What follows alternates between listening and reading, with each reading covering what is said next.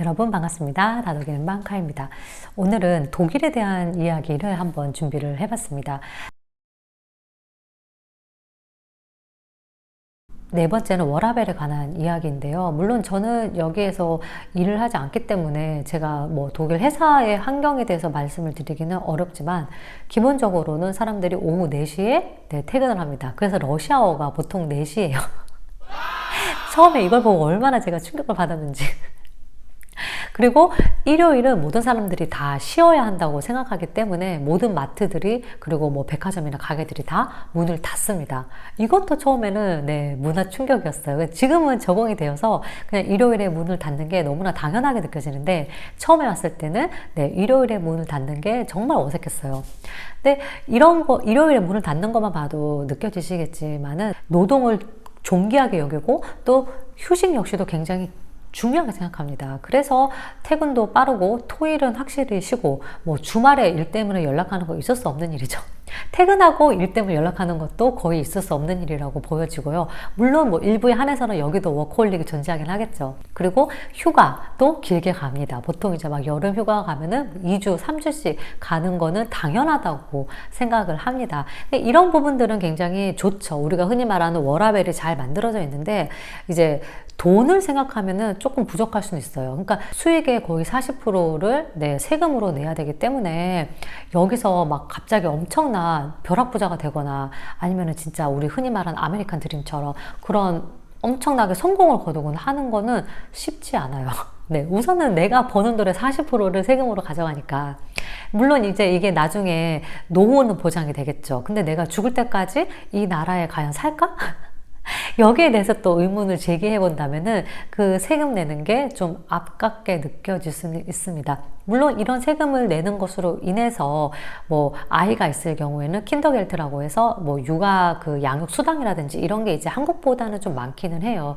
이런 부분 혜택이 있기는 하지만 기본적으로 내 월급에서 떼가는 세금이 되게 많고 또 돈을 막 그렇게 많이 벌 수 있는 구조 자체가 아니기 때문에 내가 가치를 워라밸에 두느냐 아니면 돈에 두느냐에 따라서 이 독일 사회가 맞다 안 맞다로 갈라질 수 있을 것 같아요. 다음으로는 그 생활적인 부분이 있는데 사실 이 부분은 저는 거의 단점이라고 생각하긴 해요. 너무너무 집에서 해야 할 일들이 많습니다.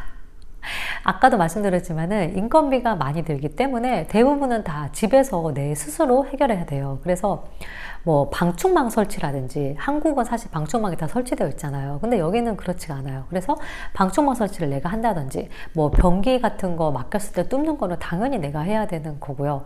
비가 많이 오기 때문에 곰팡이가 엄청나게 집안 곳곳에 막 포식해 있어요. 그래서 곰팡이 청소도 주기적으로 해줘야 됩니다. 그리고 이제 집마다 다르긴 한데 저희 집은 좀 오래된 집이에요. 거의 100년 된 집인데 그래서 위 천장이 되게 높고 그 높은 천장에 막 거미줄이 되게 많이 생겨요. 그래서 거미줄도 쳐줘야 되고 그리고 무엇보다 이제 그 생활할 때 불편한 것 중에 하나는 열쇠예요. 한국처럼 그 도어락이 설치되어 있는 집은 거의 없습니다. 한 번도 본 적이 없어요. 대부분이 다 열쇠를 가지고 다니고 이 열쇠의 꾸러미에는 집 열쇠 그리고 창고 열쇠, 현관 열쇠, 뭐 우편함 열쇠 엄청난 열쇠 주머니를 처음에 계약을 하게 되면 받게 돼요. 근데 이 열쇠가 굉장히 비싸요. 만약에 내가 열쇠를 잃어버린다? 그러면은 특히 현관 열쇠 같은 경우에는 그 세대 전체가 다 열쇠를 바꿔야 하기 때문에 5,000유로는 우스워요. 그래서 열쇠 보험에 가입하시는 분들도 꽤 많으세요. 그러니까 이런 부분들은 엄청난 스트레스고 특히 이제 우리는 번호키에 익숙하니까 그냥 문 열고 나가면 문 닫고 끝이잖아요. 근데 이렇게 생각했다가 집 안에 열쇠를 두고 그냥 문을 닫아버리는 경우가 비일비재합니다. 근데 문을 닫으면 문제가 뭐냐면 독일은 문을 닫았을 때 안에서 닫히는 구조예요. 그러니까 자동으로 잠겨버리는 거예요.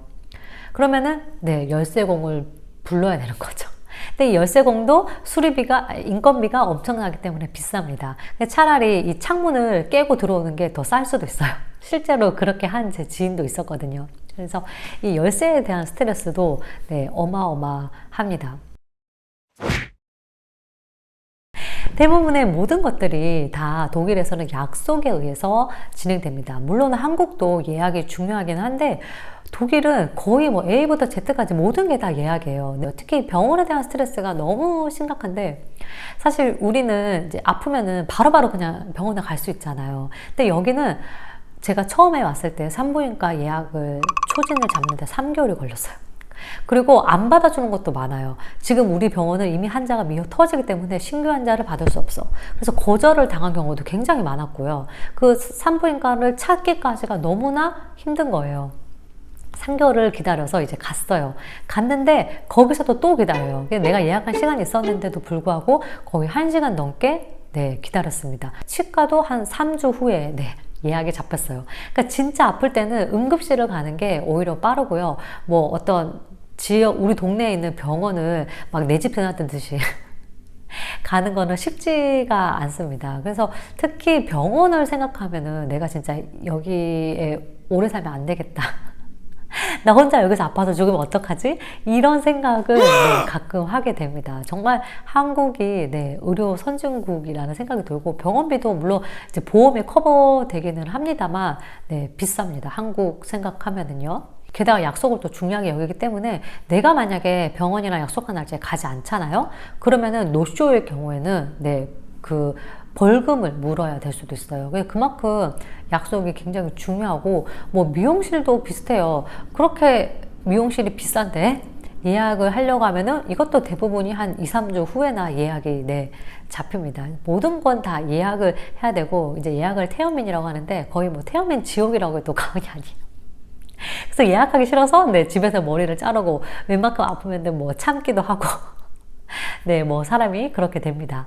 마지막으로 이제 단점 중에 하나는 언어예요. 사실 언어는 그 생활의 질과 비례한다고 해도 과언이 아닐 거라고 생각을 합니다.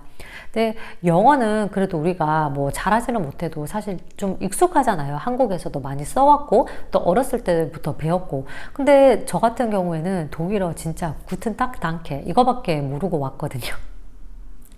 그리고 독일어가 너무너무 진짜 어려워요. 그게 뭐 명사에도 여성, 남성, 중성 이런 것들 관사가 다 붙고, 또 이 관사에 따라서 막 동사가 바뀌고 이러기 때문에 언어가 너무 어렵고, 오죽했으면 독일어를 배우기에는 인생이 너무 짧다라고 이야기를 했겠습니까?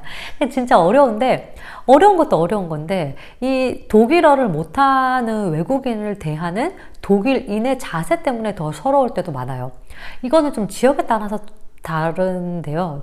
베를린 같은 경우에는 워낙 외국인들이 많이 오고 국제도시이기 때문에 웬만하면은 그 시티 안에서는 영어가 통해요. 근데 이제 제가 살고 있는 이런 시골로 내려올수록 영어가 거의 안 통한다고 봐야 되죠. 독일어를 못하면 한숨을 쉬거나 막 이러거나, 아니면 이미 막 인상이 굳어져 있어요. 그렇게 하면서 막 너 왜 독일어 못해? 독일어 해! 막 가끔 이렇게 이야기를 하거든요. 물론 이 나라에 왔으면 이 나라의 언어를 배우는 게 맞아요. 하지만 외국인이라는 것을 좀 감안해주고 조금은 친절한 마음으로 나를 대해줬으면 좋겠는데, 가끔은 너무나 못마땅한 표정으로, 답답해 죽겠다는 표정으로 나를 바라볼 때 혹은 대할 때 되게 쭈구리가 되는 것 같고 오징어가 되는 것 같고 서글퍼집니다. 근데 독일어도 어렵고, 또 독일어를 못하는 그 외국인을 대하는 독일인의 시선도 사실 좀 되게 힘들었어요. 저 같은 경우에는요. 특히 이제 제가 살고 있는 것은 아마 동독이어서 더 외국인한테 좀 낯설거나 아니면 좀 배척하는 어떤 감정이 더 강한 것도 있기는 있어요, 사실.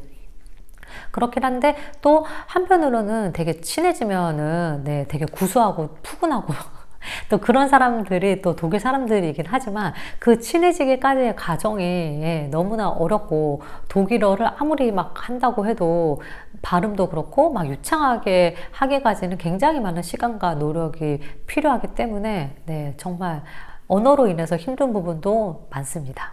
그래서 지금 독일의 장점과 단점에 대해서 말씀을 드렸는데요. 이게 장점, 단점을 나눠서 할까 하다가 결국에는 장점인데 또 단점인 부분도 있어가지고 같이 한번 말씀을 드렸고요. 사실 그래서 정답은 없는 것 같아요. 그냥 장점도 되게 많고 단점도 되게 많고, 이거는 또 지극히 제가 느끼는 어떤 개인적인 그 생각이기 때문에 어떤 또 다른 사람들은 제가 장점이라고 여겼던 게 단점이 될 수도 있고 또 단점이라고 했던 게 장점이 될 수도 있어서 네, 뭐 정설은 아닙니다. 그냥 지극히 한 개인이 느꼈던 네, 장점과 단점에 대해서 말씀을 드렸고요. 그 외에 또 궁금하신 사항들이 있으시면은 댓글 달아주시면 제가 또 말씀을 드리도록 하겠습니다. 추스!